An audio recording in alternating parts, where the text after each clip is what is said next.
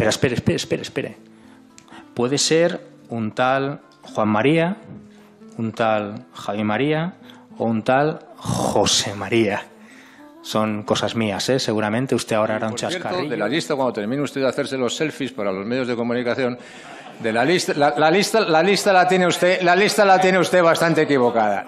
El selfie es para ellos que se descojonan de casos de corrupción. El selfie es para ellos. Y usted también, que se descojona de enormes casos de corrupción. Vergüenza. Señor presidente, le ruego por segunda vez que dirija bien este debate.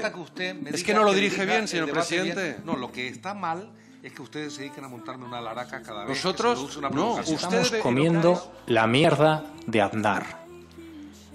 Es una frase textual de la dirección de su partido. Estos mismos que hoy le están jaleando a sueldo sus gracias. La pregunta es muy simple. ¿Por qué, por qué hay tanta gente en su partido cabreada con usted? ¿Por qué estos mismos que hoy le jalean y le aplauden, jalean y aplauden a aquellos que han venido meses antes que usted aquí a culparle de los casos de corrupción del PP? Porque no se equivoque, y lo sabe mejor que yo, todos estos que hoy le ríen las gracias, se las reían aquellos que decían que pregúnteselo a Aznar. Pues mire, esto tiene mucho que ver con lo que estamos hablando, pero con el objeto de la comparecencia, pero ya que lo dice usted, pues le digo que a mí los titulares o las declaraciones más o menos anónimas, la verdad es que no les presto ninguna atención. ¿Qué quiere usted que le diga, no? Y fíjese, tengo la sensación de que mi partido me quiere mucho.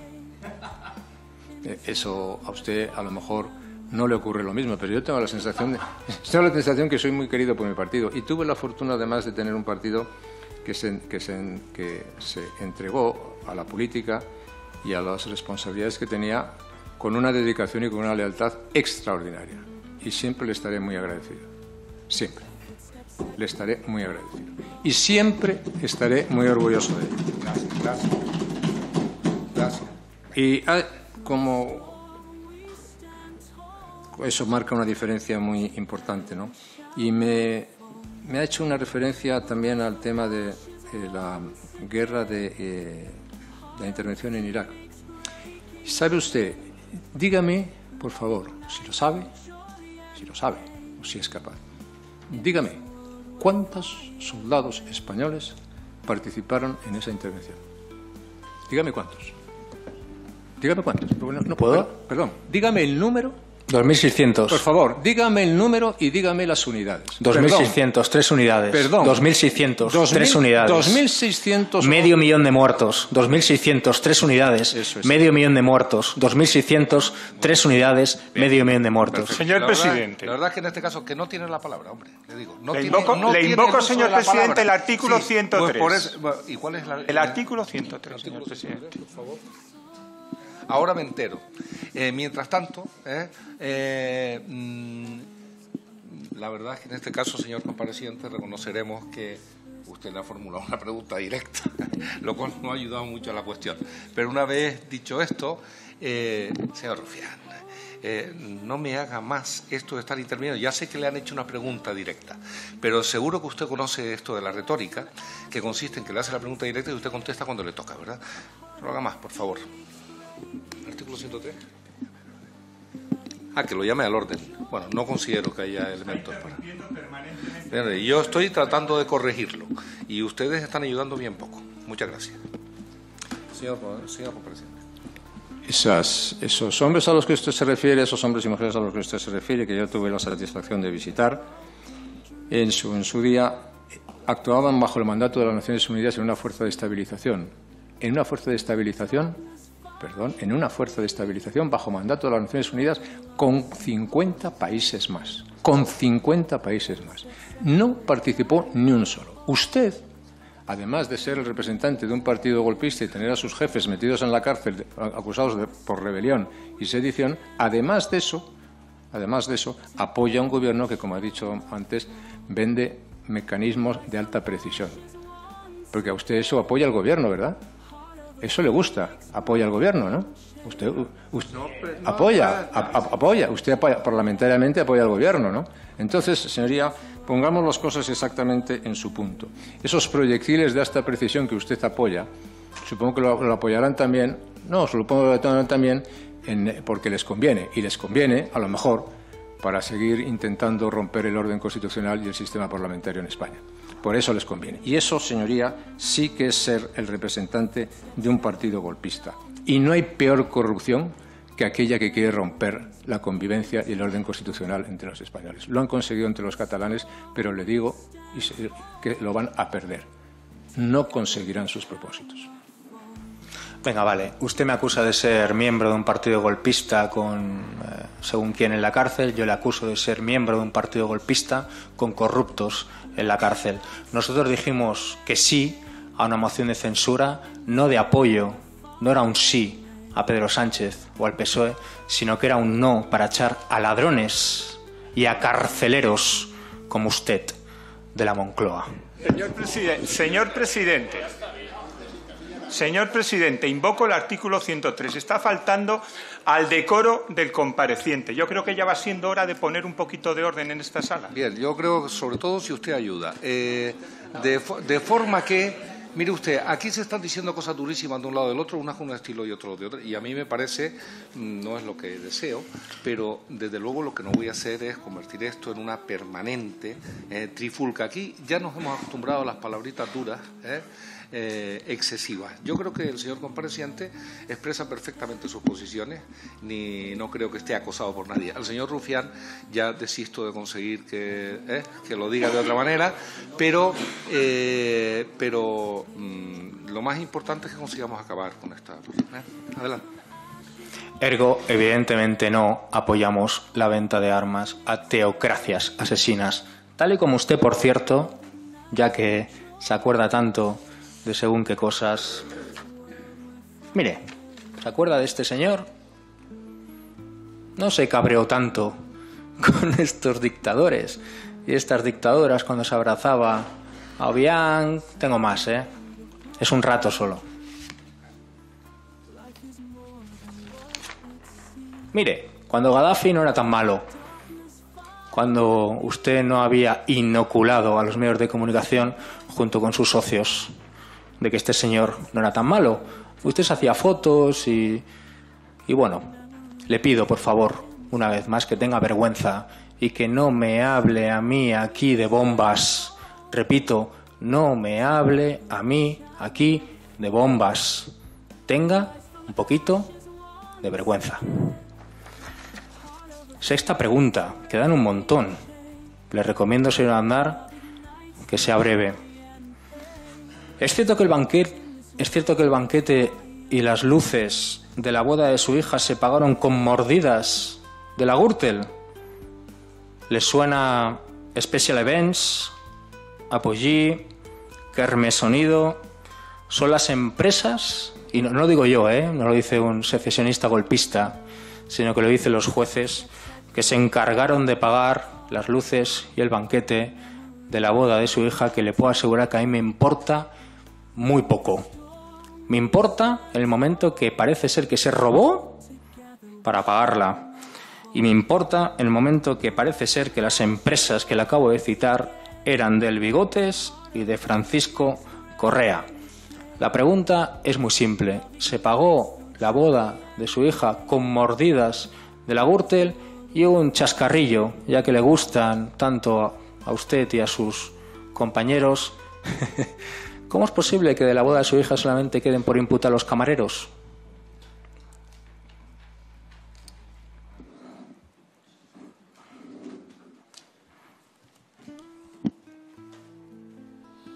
En relación con lo que ha dicho el señor diputado sobre la moción de censura, quiero recordarle, porque alguna experiencia tengo en esta Cámara, como sabe, quiero recordarle que la moción de censura constitucionalmente es una moción de censura constructiva. Por lo tanto, usted no vota para echar A, vota para hacer presidente del Gobierno A. Es muy distinto. Eso es lo que dice la Constitución. Si yo ya sé que usted quiere romper la Constitución y eso cree que usted no cree en la Constitución y que tampoco cree en esta casa, y que tampoco cree en el sistema parlamentario, y que se lo está deseando liquidar, y que está deseando liquidar el régimen de la transición, que es el que nos ha decidido. Todo eso ya lo sé. Y ya saben también que por creer en esas cosas y por intentar imponerlas por la violencia, tiene a sus jefes de sus partidos condenados por la peor corrupción posible, que es la corrupción de la rebelión contra el orden constitucional y contra España. Y, por lo tanto, usted, le guste o no le guste, votó una moción de censura constructiva, sí, a un programa que consiste, le guste o no le guste, en vender, ¿cómo se llama?, proyectiles de alta precisión. Quiero referirme, proyectiles de alta precisión. Y eso, pues, le gustará más o le gustará menos. Mire, cuando se es presidente del Gobierno, cosa que no creo que usted tenga el honor de ser, pues uno tiene que hacer una política exterior. Y la política exterior es parte fundamental. Y conviene dedicar mucho tiempo a la política exterior. Y conviene que los países tengan bien definidos sus intereses estratégicos. ¿Cuáles son sus intereses generales? ¿Dónde pueden estar sus zonas de influencias? ¿Dónde pueden estar los elementos de expansión económica? ¿Quién pueden ser sus aliados? Es muy importante saber eso y funcionar de esa manera en política exterior, porque los errores en política exterior, como estamos viendo estos días, pues se pagan de una manera muy dura. Y entonces a lo mejor uno dice, mire usted, yo que soy un gran defensor de los derechos humanos, de la paz y de todo lo que usted quiera, no voy a vender unas bombas, pero da la casualidad que hay otros que dicen, si no me venden las bombas, pues te quedas sin corbetas. ¿Qué le vamos a hacer? La política es así de dura y la política exterior a veces es así de dura. Y conviene saber que eso es así, conviene saber algo de eso antes de llegar a los cargos, porque si no, el precio que se hace pagar a los países es muy alto. Entonces yo recomiendo ahí saber muy bien cuáles son los intereses generales del país. Por eso, por cierto, si se consiguiesen establecerse consensos en el país en torno a intereses generales, sería muy positivo. Y se respetasen, porque España es un país que tiene intereses generales permanentes, estratégicos, y eso conviene respetarlo, y eso conviene compartirlo. Y las fuerzas políticas en esta Cámara debían hacer, si es posible, un esfuerzo para ello. Luego es muy importante estar en las organizaciones internacionales que garantizan estabilidad y seguridad. Y es muy importante contar con los aliados que garantizan la estabilidad y la seguridad. Y es muy importante formar parte del grupo de naciones avanzadas de lo que puede llamarse el mundo libre y que defienden el orden liberal. Ya sé que para usted eso de defender el orden liberal es un anatema, pero el orden liberal, ahora pues algunos puesto en cuestión por algunos, entre otros aquí por ustedes, pues el orden liberal, llamado el orden liberal, es el que más prosperidad, estabilidad, libertad y democracia y justicia ha traído en la historia del mundo. Y por lo tanto, las amenazas contra el orden liberal, los que lo defendemos, nos las tomamos muy, pero que muy en serio. Y hacer buena política exterior se puede hacer de muchas maneras, en muchos sitios diferentes, señorías. Y en relación con lo último, yo quiero decir una cosa, señor presidente. No creo que entre mis obligaciones esté la de tener que escuchar la última parte de la intervención del señor diputado. Es decir, yo creo que yo no he venido aquí a comentar ni a escuchar frases tabernarias ni a comentar titulares tabernarios de ningún medio de comunicación. He venido aquí cumpliendo una obligación y contestaré a las cuestiones que tienen que ver con eso. Afirmar otras cuestiones es una falta de vergüenza de las que no tiene límite y que no merece recibir ni el último, ni el más leve, ni el mínimo de mis desprecios. Tranquilícese, señor Aznar. Sí, le veo súper tranquilo, sí. Porque la verdad es que yo creo que no respeta su trayectoria y el poder que ha atesorado en este país y que nos consta a algunos de nosotros y nos constará seguramente los días venideros el poder que ha ostentado, ostenta y ostentará en este país, que usted intente tapar con fórmulas dialécticas el hecho de que la boda de su hija, que a mí me la trae al pairo, no puedo ser más claro, según los jueces, fue pagada por mordidas de la Gürtel. Y le vuelvo a repetir, a mí me la trae al pairo, pero se lo tengo que preguntar porque porque figura en autos judiciales. No me lo invento yo, no lo dicen en una taberna y de verdad, le vuelvo a repetir, respete su trayectoria y su poder porque esa fórmula dialéctica que acaba de usted de utilizar se la va a comprar ahí fuera muy poquita gente, solamente aquellos que más cobren. Séptima pregunta. 7, ¿eh? Leo. Tenemos que acabar definitivamente con ese clima de sospecha que se alimenta de escándalos, de prácticas corruptas y de irregularidades en la gestión de los caudales públicos. ¿Le suena esta cita? Le debería sonar porque es suya. La dijo en el año 95, cuando era una especie de Cid campeador de la lucha anticorrupción. La pregunta también es muy simple y le pido por favor que no me cuente historias. ¿Qué pasó, señor Aznar? ¿Qué le pasó? ¿Qué le pasó a su partido para acabar abriendo telediarios con 900 imputados? ¿Qué le pasó a usted y a su partido para que el jefe de la UDEF, en esa misma silla donde está usted ahora medio riéndose, calificara al Partido Popular como un parásito de las instituciones para enriquecerse y señalar a M. Rajoy, por mucho que diga este señor que no es verdad, como probablemente Mariano Rajoy? ¿Qué le pasó a usted y a su partido para decir esto y acabar protagonizando estas escenas? Bueno, pues que lo conteste. Tranquilo, que yo creo que este señor se lo está currando, o sea, no te necesita. En relación con la primera cuestión ya he contestado ante ello. Si tiene usted,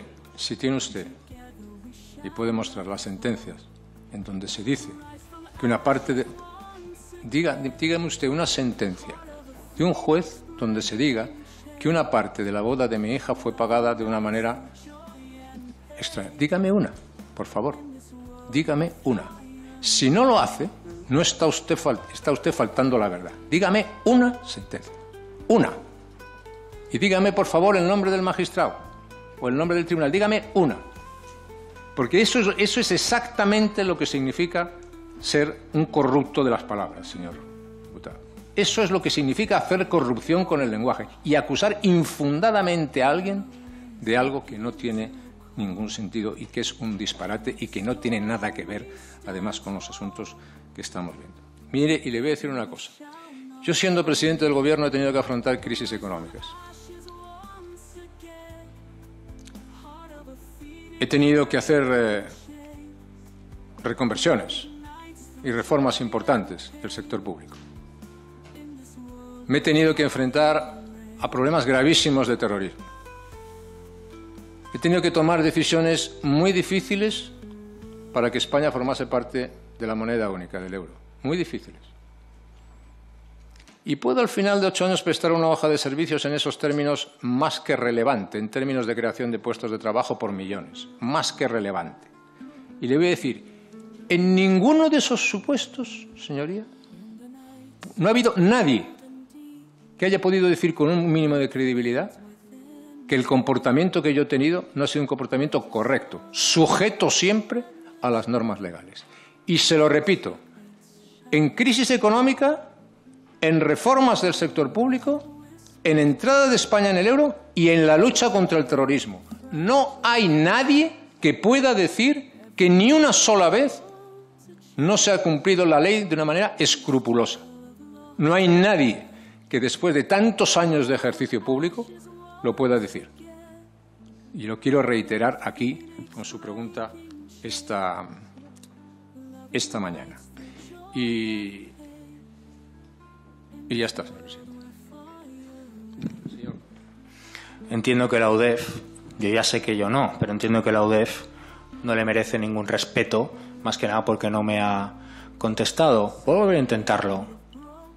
¿Qué le parece que el jefe de la UDEF dijera que el Partido Popular es un parásito de las instituciones para enriquecerse y que dijera que M. Rajoy, pues probablemente, una sospecha que él tenía, era Mariano Rajoy.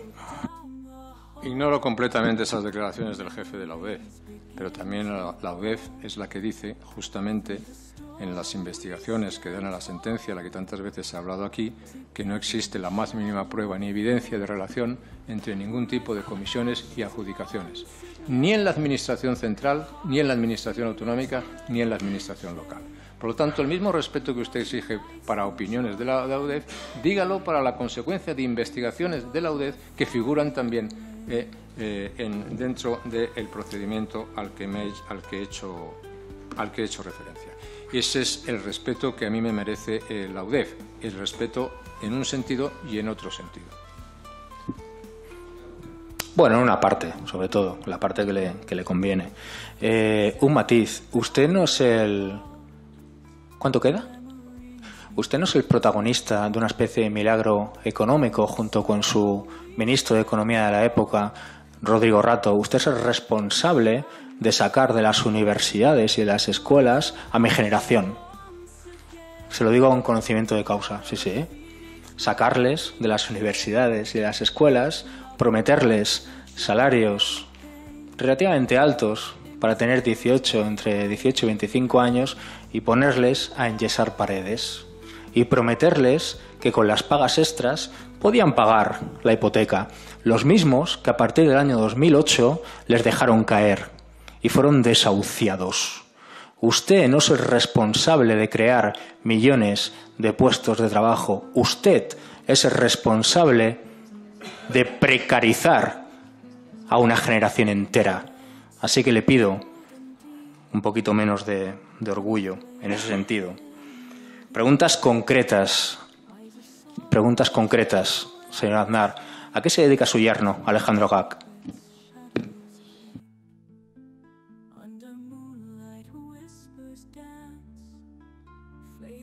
En primer lugar, quiero decirle que si lo que usted pretende es que yo me excuse por haber contribuido a practicar una política que creó en España 5 millones de puestos de trabajo y pasar de 12 millones de ocupados a 18 millones de ocupados, pues no me voy a excusar.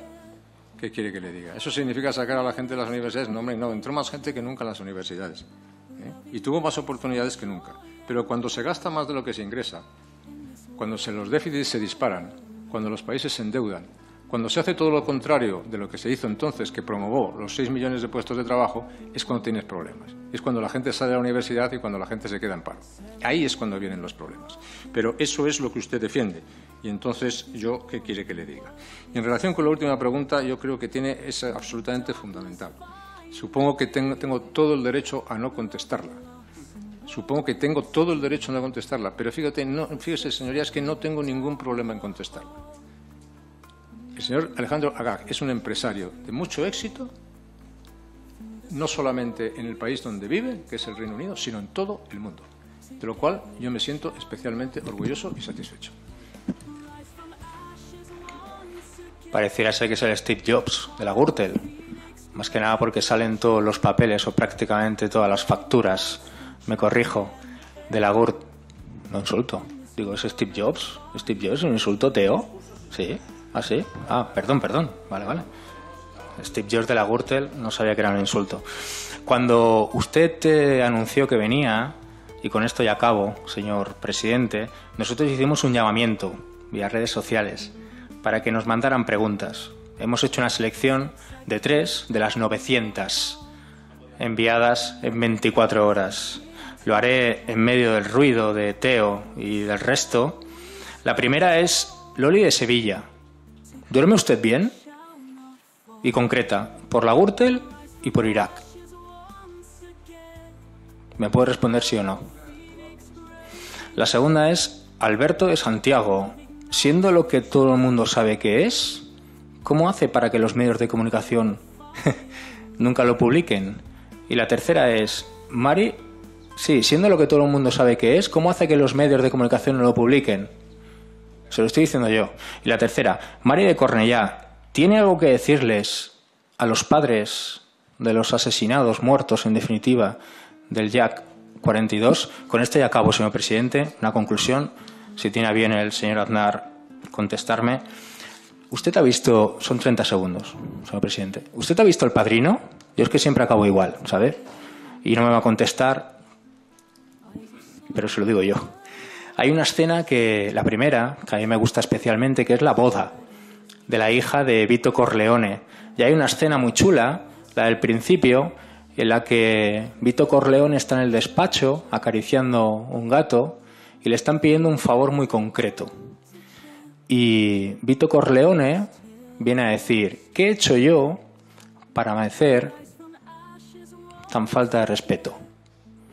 A usted, hoy, solamente le ha faltado el gato, señor Aznar. Espero verle algún día en una Corte Internacional de Derechos Humanos. Muchas gracias. Gracias, señor Rufino. Bueno, señor compareciente.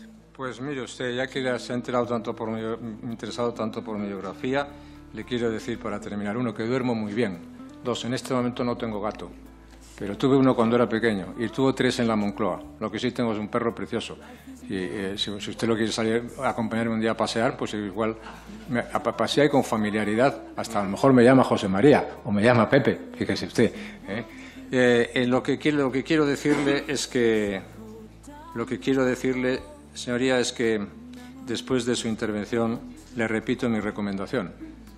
No se entra en las mejores páginas del Parlamento a base del histrionismo. El histrionismo y el parlamentarismo están enfrentados. Y, por lo tanto, usted puede seguir el camino que quiera, pero si quiere un consejo de un antiguo diputado y de un antiguo dirigente político ya retirado desde hace 15 años, no siga por ese camino, porque no le va a ir bien. Muchas gracias, señor compareciente. Tiene ahora la palabra, en representación del Grupo Parlamentario Mixto, el señor Matute. Muchas gracias, señor presidente. Buenos días, señor Aznar. Yo creo que usted pedir perdón a nadie. ¿Ve la camiseta que llevo? ¿Tiene algo que decir a los padres de José Couso? Y la segunda, después, por favor, no interrumpa. Igual tengo que aguantar que me llame golpista. Señor presidente, por favor, dirija bien el debate. Lo único que le pedimos. Sí, que le apague el micrófono, señor presidente. Que me apaguen el micrófono. Pero tengo que aguantar que me llame golpista este señor. El señor Aznar tiene la palabra. Que es bastante lógico que mi yerno vaya a la boda, porque si no, ¿cómo se va a casar? Me parece que es bastante lógico. Me parece que... Jaume Matas, Rodrigo Rato, Ángel Aceves, Jesús Sepúlveda, Paco Camps, López Viejo, Alberto Cortina, Berlusconi, su colega, Alberto Pérez, el Bigotes, Luis Bárcenas, Francisco Correa y Alejandro. Dentro de la intervención del señor Aznar, la primera es que usted ha dicho que no se enviaron soldados a la invasión de Irak. Le entiendo como señor de la guerra que es, pero su amigo Pedro J. Ramírez en un momento dado sí que publicó que usted envió 2.600 soldados en 3 relevos. El segundo matiz es que usted ha dicho que no tiene que pedir perdón a nadie. ¿Ve la camiseta que llevo? ¿Tiene algo que decir a los padres de José Couso? Le estoy preguntando, señor Aznar.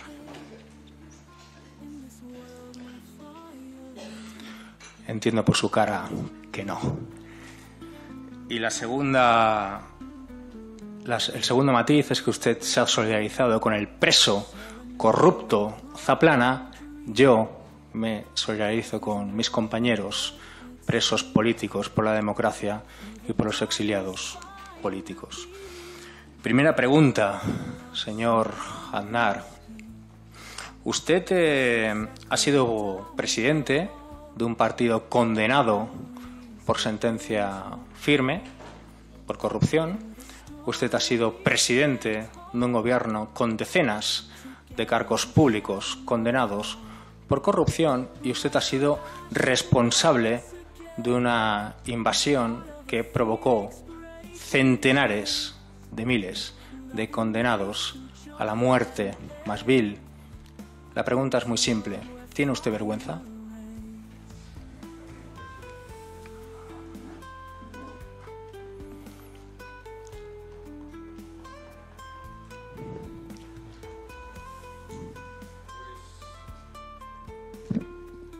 Pues verá usted, señor portavoz. Me puede llamar señor Rufián si quiere, ¿eh? Igual, señor Rufián. Supongo que... Digo para... Supongo que no me va a decir usted cómo le tengo que llamar. Le llamo señor diputado. Era simplemente una sugerencia. No, si le molesta en su honor que yo le llame señor diputado, porque... No, pero era una sugerencia para intentar aproximarnos, simplemente. Acabemos con esto, gracias. Como le he visto con el señor Simancas muy tenso, para destensionar. ¿Sabe usted? Básicamente, no tiene... Perdón. No, lo hago en pos de la cordialidad. Señor diputado. Bien. Mire, yo he dicho que había estado 20 años en esta casa, ¿no? No sé cuántos lleva usted. 2. Pues eso. Entonces, como lleva 18 menos, le tengo que decir que, si me quiere hacer un poquito de caso, que a la historia del parlamentarismo... Yo no aspiro a llevar 20 años, ¿eh? A ver, señor presidente. No.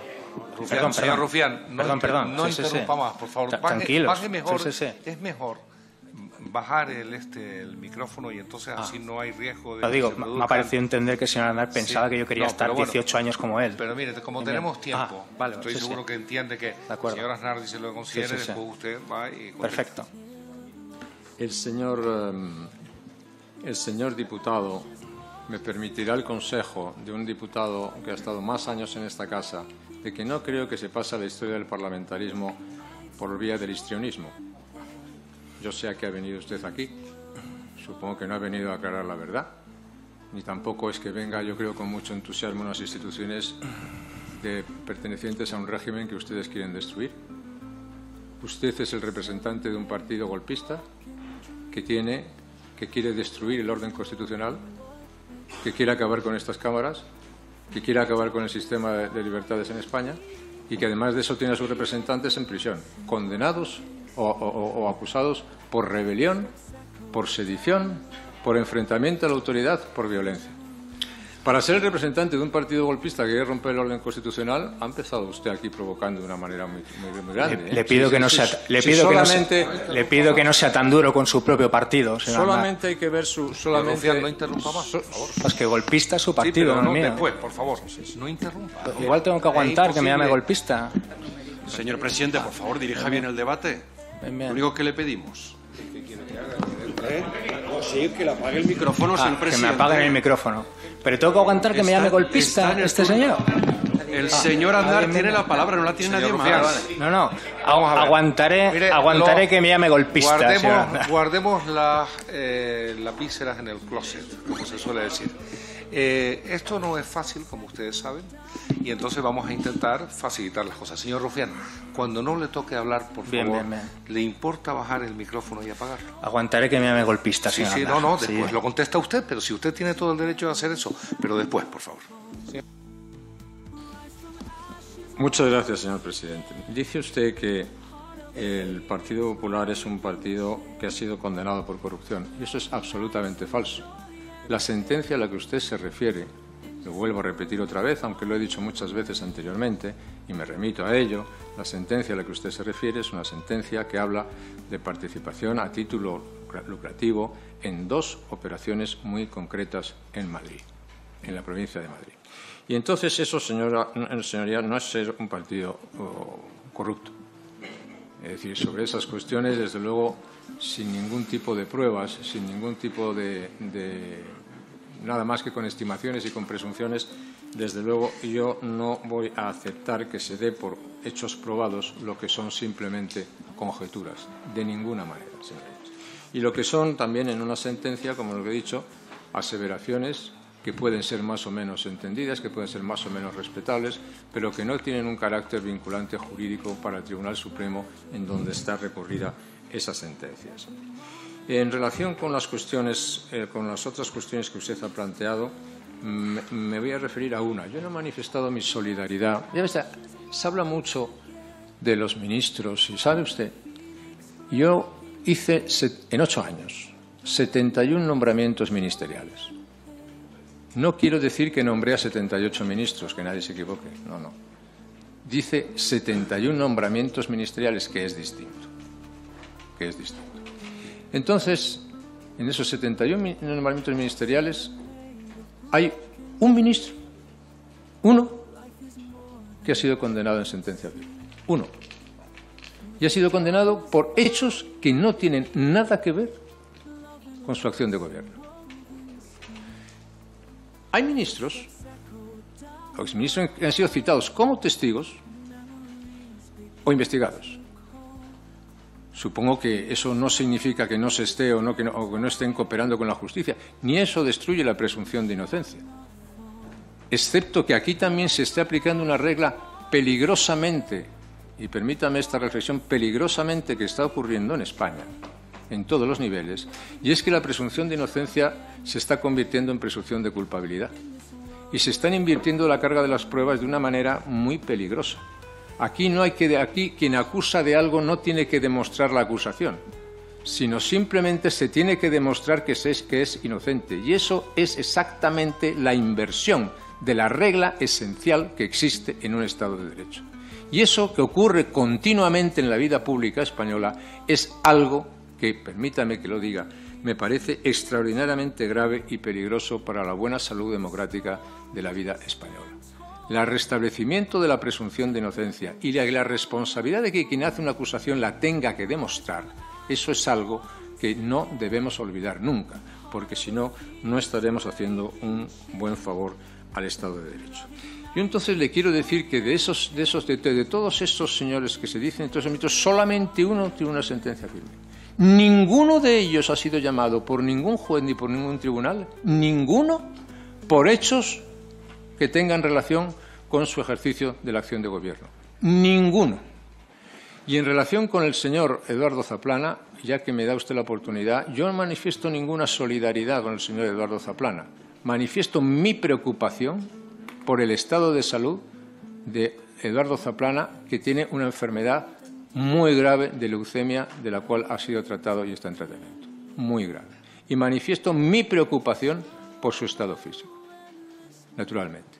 Y, por cierto, que de las cosas que se sabe, que no se sabe prácticamente nada, que se le imputan al señor Zaplana, ninguna tampoco tiene que ver con el ejercicio de sus acciones de gobierno. Por tanto, si quiere decirlo de esa manera, me siento también especialmente orgulloso y satisfecho de la tarea que hicieron durante 8 años. Básicamente, no tiene... Perdón.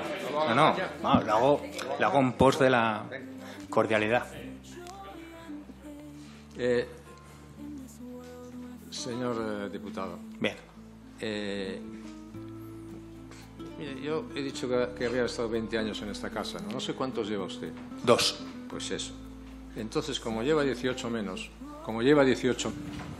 le tengo que decir que, si me quiere hacer un poquito de caso, que a la historia del parlamentarismo... Yo no aspiro a llevar 20 años, ¿eh? A ver, señor, que sí. No.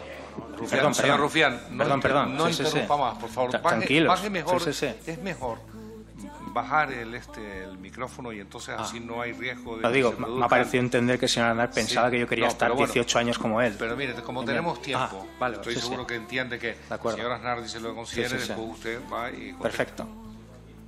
El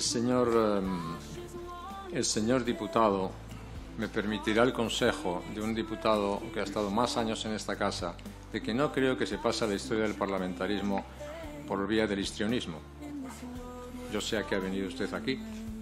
Supongo que no ha venido a aclarar la verdad, ni tampoco es que venga, yo creo, con mucho entusiasmo unas instituciones pertenecientes a un régimen que ustedes quieren destruir.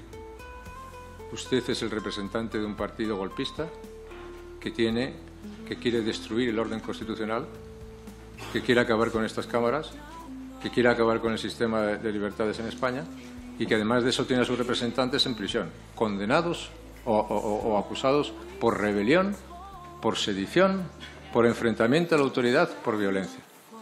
Para ser el representante de un partido golpista que quiere romper el orden constitucional, ha empezado usted aquí provocando de una manera muy grande. Le pido que no sea, le pido que no sea tan duro con su propio partido. Solamente hay que ver su... Rufián, no interrumpa más, por favor. Es que golpista es su partido, sí, pero no el mío. Después, por favor, no interrumpa. Igual tengo que aguantar que me llame golpista. Señor presidente, por favor, dirija bien el debate. Lo único que le pedimos. Sí, que le apague el micrófono, señor presidente. Que me apaguen el micrófono. Pero tengo que aguantar que me llame golpista este señor. El señor Aznar tiene la palabra, no la tiene nadie más. No. Aguantaré que me llame golpista. Guardemos las vísceras en el closet, como se suele decir. Esto no es fácil, como ustedes saben, y entonces vamos a intentar facilitar las cosas. Señor Rufián, cuando no le toque hablar, por favor, ¿le importa bajar el micrófono y apagarlo? Aguantaré que me llame golpista, señor. Sí, después lo contesta usted, pero si usted tiene todo el derecho de hacer eso, pero después, por favor. Muchas gracias, señor presidente. Dice usted que el Partido Popular es un partido que ha sido condenado por corrupción, y eso es absolutamente falso. La sentencia a la que usted se refiere, lo vuelvo a repetir otra vez, aunque lo he dicho muchas veces, remito a ello, la sentencia a la que usted se refiere es una sentencia que habla de participación a título lucrativo en 2 operaciones muy concretas en Madrid, en la provincia de Madrid. Y entonces eso, señoría, no es ser un partido corrupto. Es decir, sobre esas cuestiones, desde luego, sin ningún tipo de pruebas, sin ningún tipo de nada más que con estimaciones y con presunciones, desde luego yo no voy a aceptar que se dé por hechos probados lo que son simplemente conjeturas, de ninguna manera, señorías. Y lo que son también en una sentencia, como lo que he dicho, aseveraciones que pueden ser más o menos entendidas, que pueden ser más o menos respetables, pero que no tienen un carácter vinculante jurídico para el Tribunal Supremo en donde está recorrida esa sentencia. En relación con las cuestiones, con las otras cuestiones que usted ha planteado, me voy a referir a una. Yo no he manifestado mi solidaridad. Se habla mucho de los ministros, y sabe usted, yo hice en 8 años 71 nombramientos ministeriales. No quiero decir que nombré a 78 ministros, que nadie se equivoque. No. Dice 71 nombramientos ministeriales, que es distinto. Entonces, en esos 71 nombramientos ministeriales hay un ministro, uno, que ha sido condenado en sentencia firme. Uno. Y ha sido condenado por hechos que no tienen nada que ver con su acción de gobierno. Hay ministros, o exministros que han sido citados como testigos o investigados. Supongo que eso no significa que no se esté o que no estén cooperando con la justicia, ni eso destruye la presunción de inocencia. Excepto que aquí también se esté aplicando una regla peligrosamente, y permítame esta reflexión, peligrosamente que está ocurriendo en España, en todos los niveles, y es que la presunción de inocencia se está convirtiendo en presunción de culpabilidad. Y se están invirtiendo la carga de las pruebas de una manera muy peligrosa. Aquí quien acusa de algo no tiene que demostrar la acusación, sino simplemente se tiene que demostrar que es inocente. Y eso es exactamente la inversión de la regla esencial que existe en un Estado de Derecho. Y eso que ocurre continuamente en la vida pública española es algo que, permítame que lo diga, me parece extraordinariamente grave y peligroso para la buena salud democrática de la vida española. El restablecimiento de la presunción de inocencia y la responsabilidad de que quien hace una acusación la tenga que demostrar, eso es algo que no debemos olvidar nunca, porque si no, no estaremos haciendo un buen favor al Estado de Derecho. Yo entonces le quiero decir que de todos estos señores que se dicen, solamente uno tiene una sentencia firme. Ninguno de ellos ha sido llamado por ningún juez ni por ningún tribunal, ninguno, por hechos que tengan relación con su ejercicio de la acción de gobierno. Ninguno. Y en relación con el señor Eduardo Zaplana, ya que me da usted la oportunidad, yo no manifiesto ninguna solidaridad con el señor Eduardo Zaplana. Manifiesto mi preocupación por el estado de salud de Eduardo Zaplana, que tiene una enfermedad muy grave de leucemia, de la cual ha sido tratado y está en tratamiento. Muy grave. Y manifiesto mi preocupación por su estado físico, naturalmente.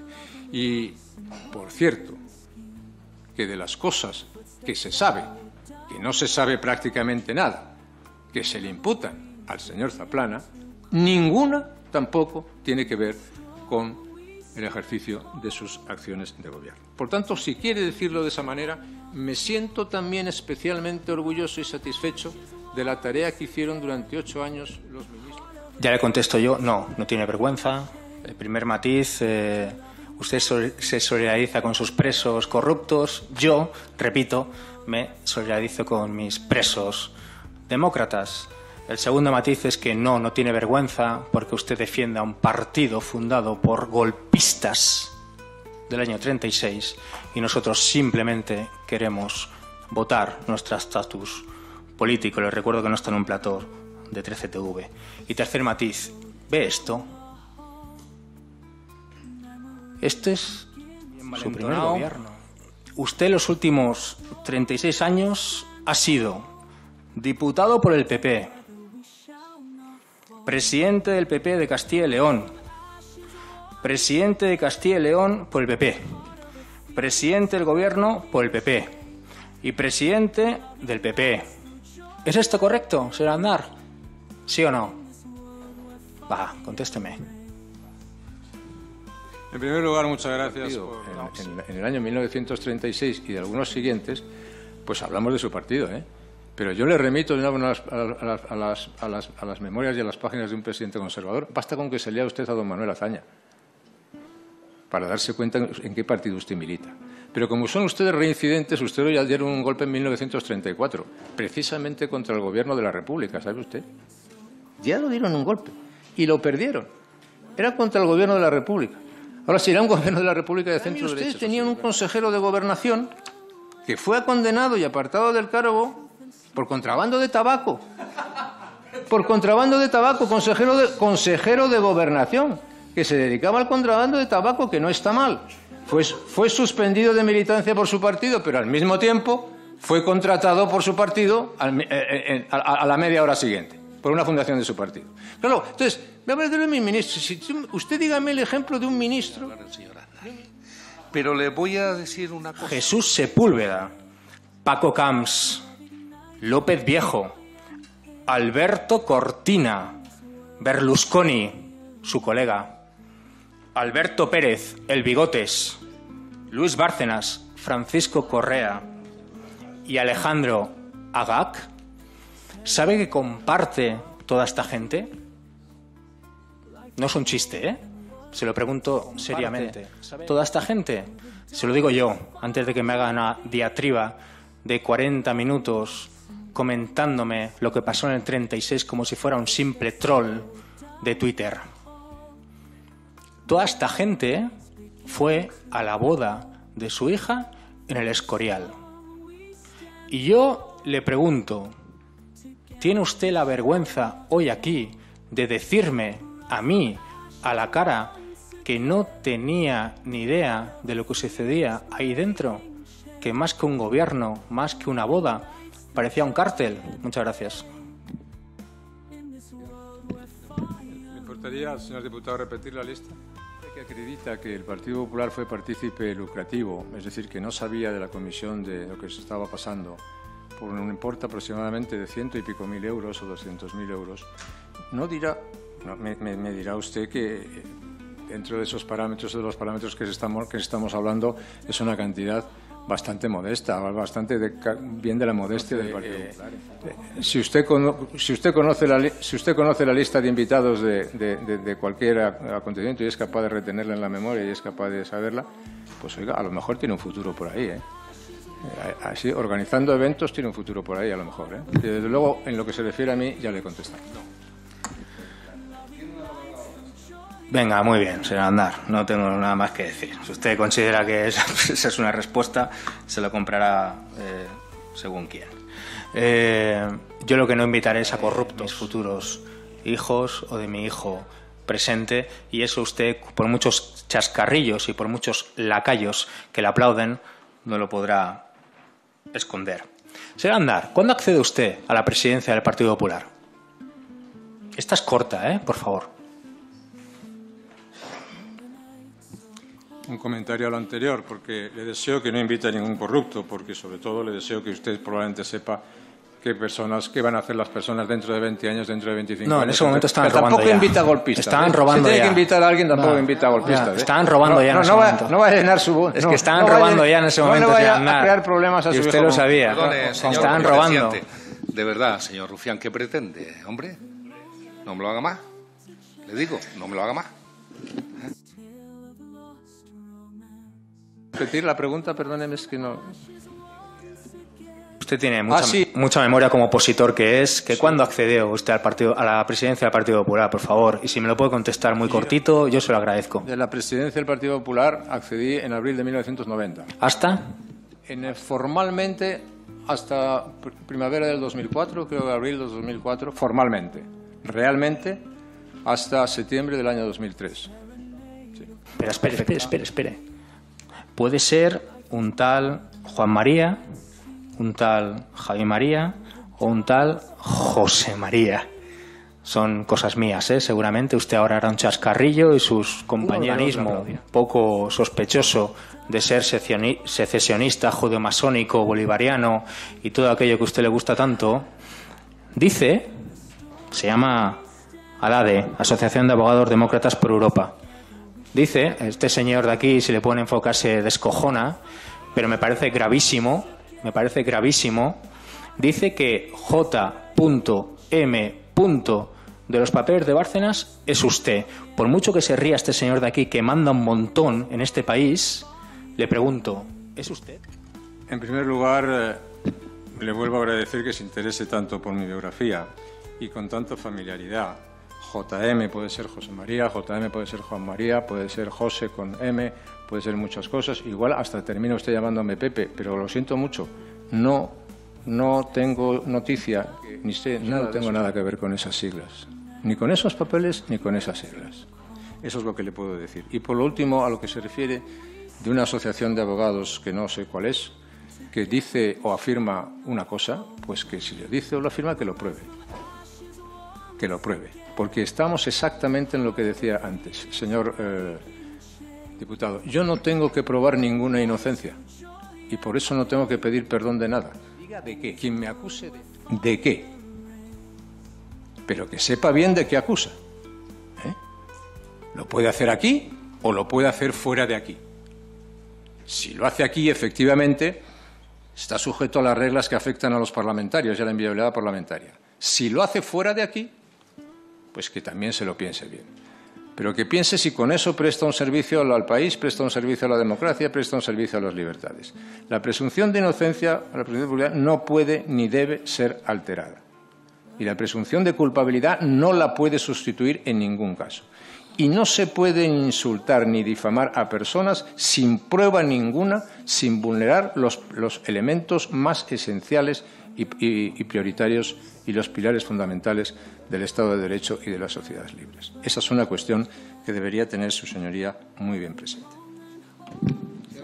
La costumbre en mi tiempo libre de mirar su biografía. Miro su biografía porque usted está aquí citado en una comisión que se llama de financiación ilegal de su partido. Y sí, yo le acuso de ser responsable de un partido acusado por los jueces de ser una enorme maquinaria de corrupción y de ser uno de los responsables de una invasión asesina que mató a centenares de miles de personas. Lo digo por la invitación que me ha hecho de sepa, y esta es la quinta pregunta, que todos estos que hoy le aplauden y le ríen las gracias, dicen, según medios de comunicación...